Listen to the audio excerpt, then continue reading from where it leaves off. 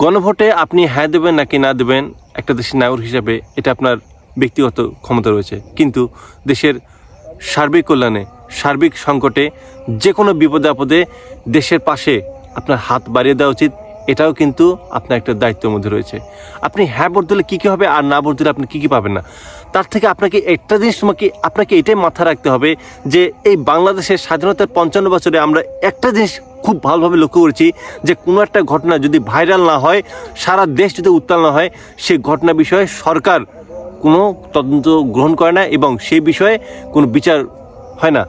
আপনি দেখেন দেশের আনাচে কানাচে কত চাঁদাবাজি রয়েছে, কত সন্ত্রাস রয়েছে, কত নারী ধর্ষিত হচ্ছে, কিন্তু এই বিষয়ে সরকার সমস্ত কিন্তু বিচার করতে পারতেছে না। আমরা দেখতে পাচ্ছি যারা ধর্ষক, যারা সন্ত্রাস করতেছে, যারা চাঁদাবাজি করতেছে, তারা কিছুদিন পর জামিনে বের হয়ে যাচ্ছে। সরকার কিছু করতে পারতেছে না। এখন যদি আমি আপনাকে এক কথায় বলি, আপনি কি চান যে এমন একটা সংবিধান বা এমন একটা দেশ, যে দেশে একটা মানুষকে দিনে একদম চোখের সামনে হত্যা করা হবে, তার বিচার আপনি চান না? আপনি কি চান না যে একটা মানুষকে হত্যা করছে তাকে 1 সপ্তাহের মধ্যে তার বিচারের রায় করে তার ফাঁসি কার্যকর করা হোক? আপনি এটা চান না? আপনি কি চান না যে আপনার বাড়ির পাশে বা আপনারই কোনো মা বোনকে বা কেউ যদি ধর্ষণ করে, সেই ধর্ষককে আপনি ফাঁসির কাজটি আপনি কি তাকে দেখতে চান না? আপনি কি চান সে ধর্ষককে সে আবার জামিনে বের হয়ে আবার মুক্ত বাতাসে আপনার সামনে ঘোরাফেরা করুক? আপনি কি চান এমন? নিশ্চয়ই আপনি চান না। একটা নাগরিক হিসেবে একটা যদি আপনি সুবিবেচক হন, আপনি এটা কখনোই চান না। আপনি কি চান যে এ দেশের যে আমলারা রয়েছে, যেসব বড় বড় প্রশাসনিক কর্মকর্তা রয়েছে, তাদের কাছে যখন আপনি বিচার চাইতে যাবেন, তখন তারা আপনার কুকুরের মতো আপনার সাথে ব্যবহার করুক, তারা আপনাকে হ্যারাসমেন্ট করুক? আপনি কি চান? অবশ্যই আমরা এটা চাই না।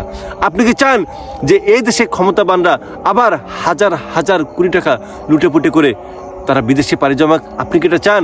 আপনি কি এমন একটা দেশ চান, এমন কি একটা বিচার ব্যবস্থা চান যেখানে একটা লোক রুটি চুরি করলে তার বিচার হতে পারে, অথচ দেশ থেকে হাজার হাজার কোটি টাকা চাঁদাবাজি করলে, দেশ থেকে হাজার হাজার কোটি টাকা লোপাট করলে সরকার তার বিরুদ্ধে কোনো ব্যবস্থা গ্রহণ করতে পারে না?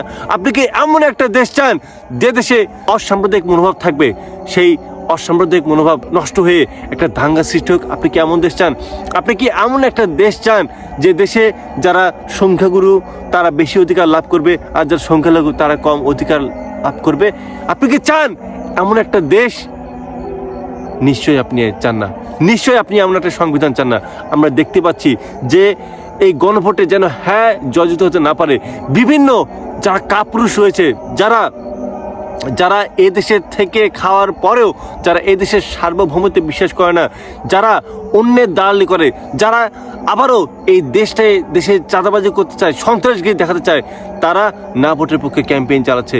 তারা আমাদেরকে বিভিন্নভাবে আশ্বাস দিচ্ছে যে যদি হ্যাঁ ভোট জয়যুক্ত হয় তাহলে সংবিধান থেকে বিসমিল্লাহ উঠে যাবে। এটা পুরোপুরি একটা ভুয়া। আপনি দেখবেন যে হ্যাঁ ভোট হলে কি কি আপনি পাবেন, এখানে কোথাও লেখা নেই যে যদি গণভোটে হ্যাঁ জয়যুক্ত হয় তাহলে সংবিধানে বিসমিল্লাহ থাকবে না, আল্লাহর প্রতি বিশ্বাস থাকবে না। যারা আবারও এই দেশে চাঁদাবাজি করতে চায়, যারা আবারও এই দেশে ন্যায়দের ভোগ করে, যারা ধর্ষক হয়ে আবারও ক্ষমতার মসনদে টিকে থাকতে চায়, এরা না ভোটের পক্ষে তার ক্যাম্পেইন শুরু করছে।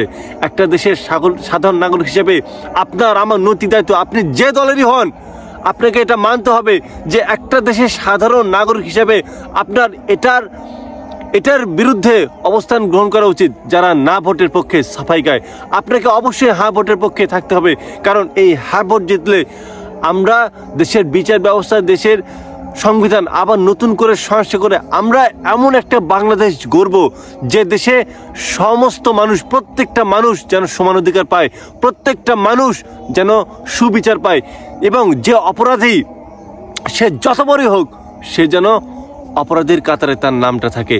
আমরা দেখুন চোখের সামনে আমরা দেখতে পাচ্ছি যে কত ঘটনা ঘটে গেছে। আমরা দেখি যে এই লোকগুলো সে খুনি, আমরা জানি ওই লোকটা ধর্ষক, আমরা জানি ওই লোকটা চাঁদাবাজ, আমরা জানি ওই লোকটা ঋণ খেলাপি মামলায় জড়িত, কিন্তু প্রশাসন তার বিরুদ্ধে কোনো ব্যবস্থা গ্রহণ করতে পারে না। কারণ কি?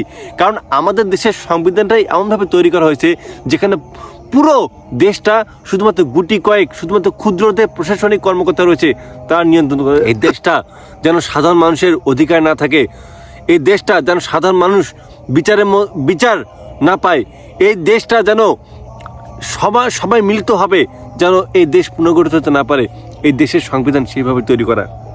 তাই একটা দেশের সাধারণ নাগরিক হিসাবে আমি চাই এদেশের সংবিধান পরিবর্তন হোক এবং এদেশের প্রত্যেকটা মানুষ যেন নিজেদের স্বাধীনতা, নিজেদের চিন্তা চেতনা মোতাবেক গড়ে ওঠে এবং প্রত্যেকটা মানুষ যেন সুবিচারের মাধ্যমে প্রত্যেকটা অপরাধীর বিচার যেন দেখতে পারে।